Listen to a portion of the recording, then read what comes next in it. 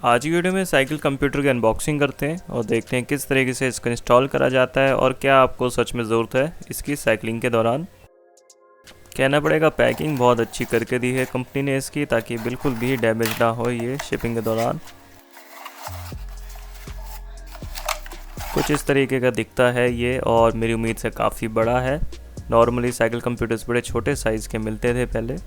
इसके बॉक्स पे काफ़ी सारी तारीफ़ें लिखी हैं इस प्रोडक्ट के बारे में और बैक साइड पे एक नंबर भी दिया है जिस पे व्हाट्सएप करके आप इंस्टॉलेशन के इंस्ट्रक्शन सीख पाएँ। वैसे इस वीडियो को देखने के बाद मुझे लगता नहीं आपको कोई ज़रूरत रहेगी। फाइनली इसको अनबॉक्स करा जाए और यूनिट कुछ इस तरीके की दिखती है हाथ में। इसमें नीचे की तरफ दो बटन्स आपको दिए गए हैं, ये हार्ड प्लास्टिक के बने हैं और एक क्रिस्प क्लिकिंग साउंड इनसे आती है। टैक्टाइल फीडबैक भी अच्छा मिलता है इनसे। इसके साथ इंस्टॉलेशन के लिए और भी चीज़ें दी गई हैं। सबसे पहले तो दो मैग्नेट्स इनमें मिल जाते हैं, इनको पेज से आप कसेंगे अपने स्पोक्स पे तो ये साइकिल कंप्यूटर को बताते हैं कि व्हील आपका कितनी बार रोटेट कर रहा है, उस हिसाब से वो स्पीड कैलकुलेट करके आपको डिस्प्ले करता है स्पीडोमीटर पे। साथ में माउंटिंग ब्रैकेट भी मिल जाता है इसके, जिसपे कि इस साइकिल कंप्यूटर को आप माउंट करेंगे। इसके बैक साइड पे एडहेसिव वाला पैड लगा हुआ है जिसकी बैकिंग फिल्म हटा के इसको आपको लगाना पड़ेगा अपने साइकिल के हैंडल बार पे। सेंसर के ऊपर भी सेम तरीके से पैड लगा हुआ है जिसके ज़रिए फॉर्क के लोअर्स पे इसको चिपकाया जाएगा और साथ में केबल टाइज भी दी है जिसके ज़रिए आप इसको सिक्योर कर पाएंगे। लास्टली इसके साथ एक इंस्ट्रक्शंस मैनुअल भी मिल जाता है जिसको देख के आप सारे फंक्शंस इसके समझ पाएंगे और इंस्टॉल भी कर पाएंगे।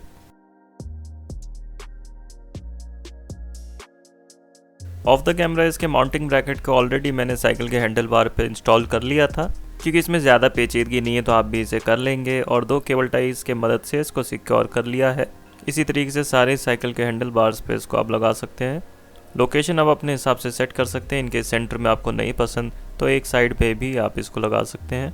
साइकिल कंप्यूटर को निकालना भी आसान है। इसके आगे की तरफ जो नुक्का दिया हुआ है उसको आप हल्का सा नीचे की तरफ दबाएंगे तो आराम से स्लाइड करके ऊपर वापस निकल आएगा।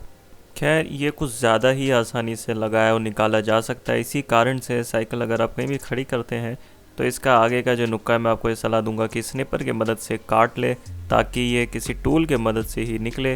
बल्कि एडिशनली इसमें कोई ना कोई स्क्रू भी आप कस सकते हैं इसकी बैक साइड पे, ताकि आराम से इतने ना निकले ये। कुछ जगहों पे थेफ्ट और स्नैचिंग आजकल काफ़ी ज़्यादा बढ़ चुकी है, क्योंकि कुछ लोग जो इस दुनिया का नियंत्रण कर रहे हैं वो जानबूझ के इसका नाश करने में लगे हुए हैं, जिसके कारण हर व्यक्ति को रोज़गार नहीं मिल पाता और वो मजबूरन अपने आप को इसी सिस्टम का गुनहगार बना लेता है। क्या स्पीडोमीटर का सेंसर फॉर्क के लोअर्स पे आप सिक्योरली लगा पाएंगे दो केबल टाइज की मदद से।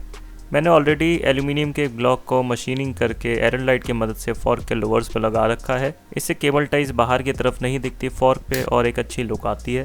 पुराने साइकिल कंप्यूटर के मैग्नेट को ही मैंने स्पोक्स पे लगा रहने दिया है, वही सही काम कर रहा है इसके साथ, और नए मैग्नेट्स आगे के लिए पड़े रहेंगे, कभी ज़रूरत पड़ी तो लगा लेंगे। इसकी डिस्प्ले की क्वालिटी काफ़ी ज़्यादा क्रिस्प है और काफ़ी बड़ा बड़ा इसमें लिख के आता है। अच्छा लगता है जब आप साइकिल पे इसे माउंट कर देते हैं।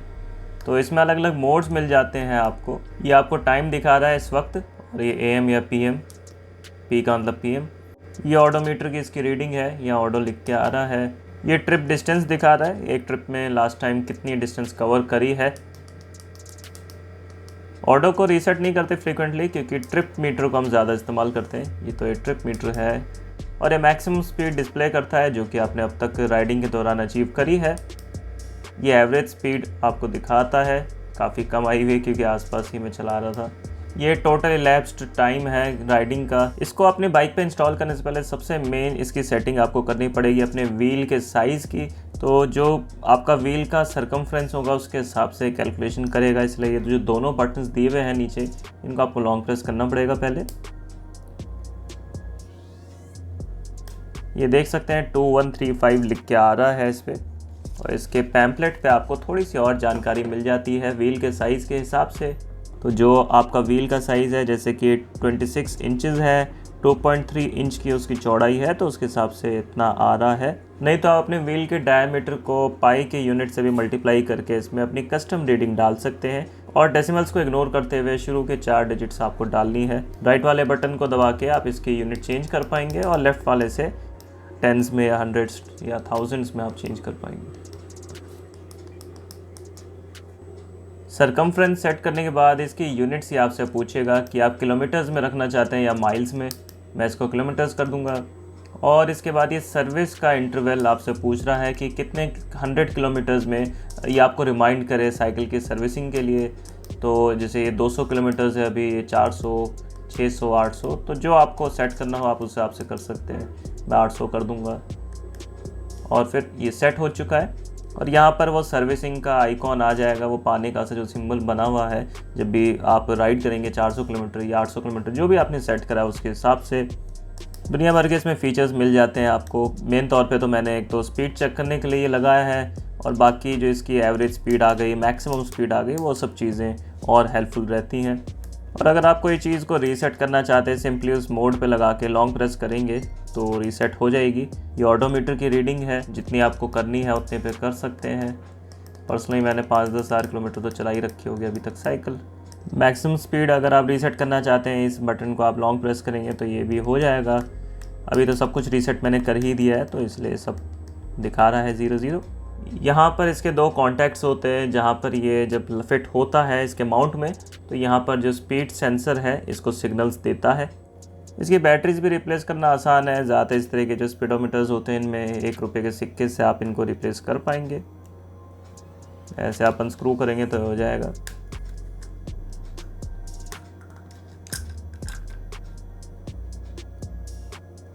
इस तरीके का प्लास्टिक का ये बना हुआ है, और ये सेल इसमें इंस्टॉल्ड था। CR2032 ये वो बटन सेल है जो कि हर कंप्यूटर में, लैपटॉप्स में, इवन वर्नियर कैलिपर्स में, माइक्रोमीटर्स में अब तो यही लग के आता है। इसकी खासियत ये है कि लीक नहीं करता। एल्कलाइन बैटरी थी लास्ट टाइम मेरे इस वाले एक साइकिल कंप्यूटर में,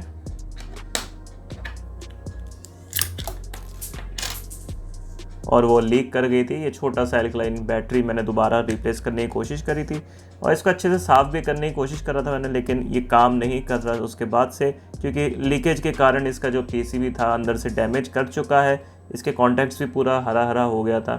तो एल्कलाइन बैटरीज़ की कोई भी डिवाइसेस होती है मैं बहुत ज़्यादा अवॉइड करने की कोशिश करता हूँ। सिंपली रिलायबल नहीं होते ये, क्योंकि आप इतना फ्रीक्वेंटली नहीं याद रह पाएगा आपको सेल बदलना। कभी भी अगर पुराना सेल लगा रह जाएगा तो लीक करने के इनके चांसेस बहुत ज़्यादा होते हैं। कई बार तो बैटरीज वीक नहीं होती, उससे पहले लीक कर जाती है। तो लिथियम बैटरीज़ की सबसे अच्छी खासियत यही है कि ये लीक नहीं करते हैं बिल्कुल भी, और पावर डेंसिटी तो फिर ज़्यादा होती है।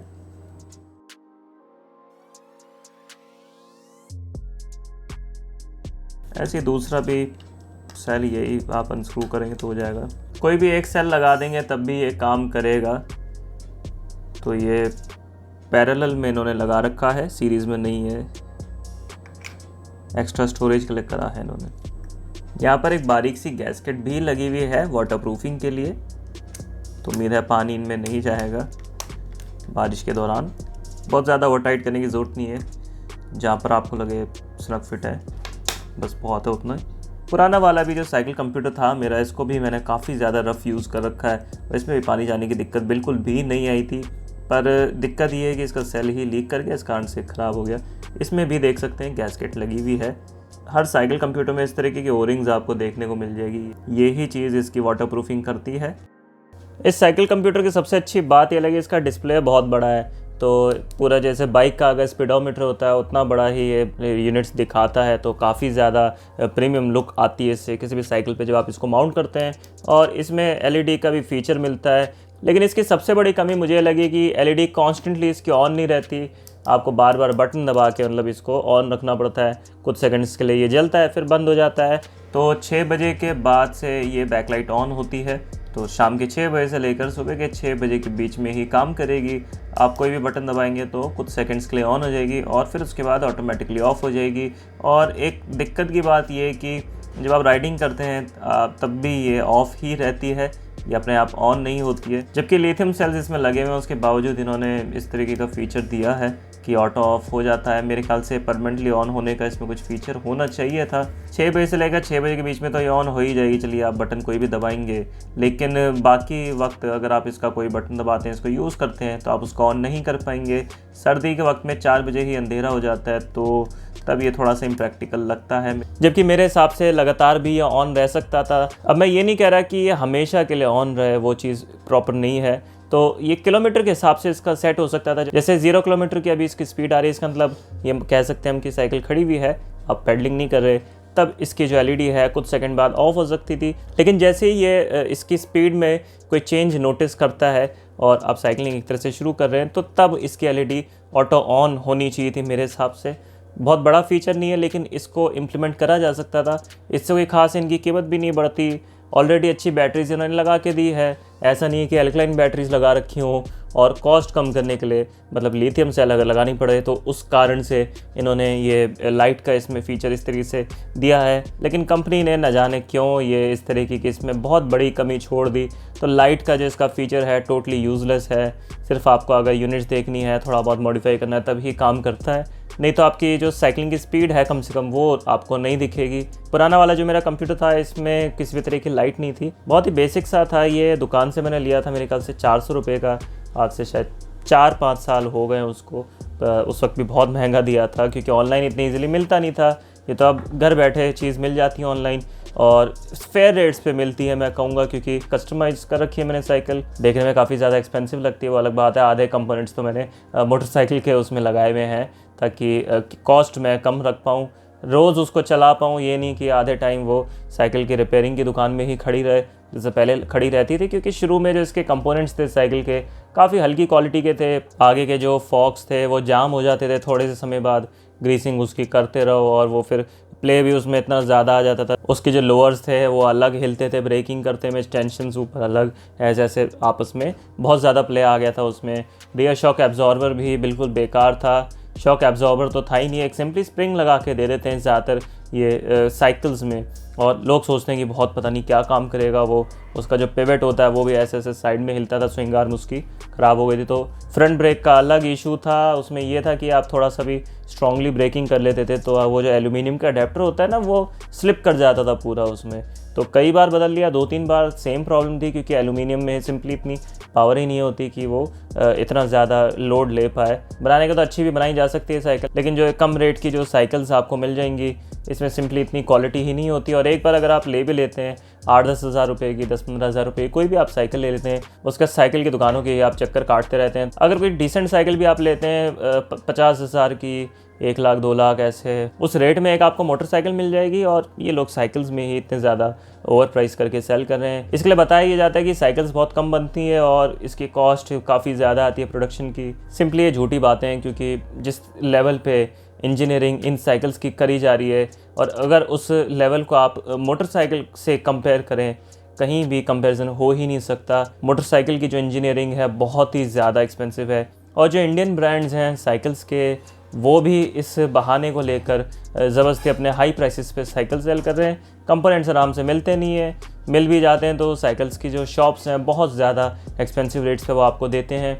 कोई प्राइसिंग की यूनिफॉर्म पॉलिसी नहीं है। आपकी अपीयरेंस के हिसाब से या आपकी साइकिल के हिसाब से सेम पार्ट के ही रेट से डबल ट्रिपल से भी ज़्यादा का फ़र्क ये कर देते हैं। तो ऑनलाइन ही मुझे लगता है कि जो साइकिल के कंपोनेंट्स है वो लेने में समझदारी है, लेकिन ऑनलाइन भी उतना ईजिली अभी तक ये अवेलेबल नहीं हो पाता है कंपोनेंट्स। इससे पहले हमने एक वीडियो में इसके बारे में बात करी थी। साइक्लॉप एक वेबसाइट थी, उसके बारे में मैंने आपको रिव्यू दिया था। तो उस वेबसाइट की जो पॉलिसीज़ थी काफ़ी बेकार थी, जिसके कारण बहुत से कस्टमर्स को दिक्कत आती है। इस तरह के कंपोनेंट्स अगर अमेज़ॉन पे मिलने लगे तो फिर बहुत ही ज़्यादा सहूलियत हो जाएगी। जैसे साइकिल कंप्यूटर तो खैर अब मिलने लग ही गए। अगर बिल्ड क्वालिटी की बात करी जाए तो प्लास्टिक्स की क्वालिटी इसकी अच्छी है, कहीं से भी इसमें आपको लेज भिजापन नहीं लगेगा। जो इसके डिस्प्ले के ऊपर की क्लियर प्लास्टिक है वो भी काफ़ी रिजिड है, दबाने से दबती नहीं है। डिस्प्ले की जो क्वालिटी है काफ़ी अच्छी है, टेक्स्ट काफ़ी क्रिस्प है, क्लियर दिखाई देता है ज़्यादातर वक्त। स्विचेस की अगर बात करें तो थोड़े और बेहतर हो सकते थे, ये क्लिकी टाइप स्विचेस हैं पर चलता है, ज़्यादातर आपको यूज़ नहीं करने पड़ते ये। बस मेरा डाउट ये है कि ये पानी में न जाने कैसा काम करेगा। अब पानी में डुबोने के तो खैर हम इसकी इमेजिन नहीं कर सकते, उतना ज़्यादा वाटरप्रूफ ये नहीं बनाया गया है। लेकिन थोड़ा बहुत अगर पानी पड़ता है राइडिंग के वक्त, जैसे बारिश अगर हल्की फुल्की हो जाती है तो उम्मीद है ये ख़राब नहीं होगा। पानी से धोने में तो खैर अभी तक ये ख़राब हुआ नहीं है। बाकी लॉन्ग टर्म यूज़ के बारे में आप कमेंट से मुझसे पूछ सकते हैं। फ़िलहाल इसको कई महीने हो चुके हैं इस्तेमाल करते हुए और किसी भी तरह की दिक्कत मैंने महसूस नहीं करी है। आज भी सही काम कर रहा है ये।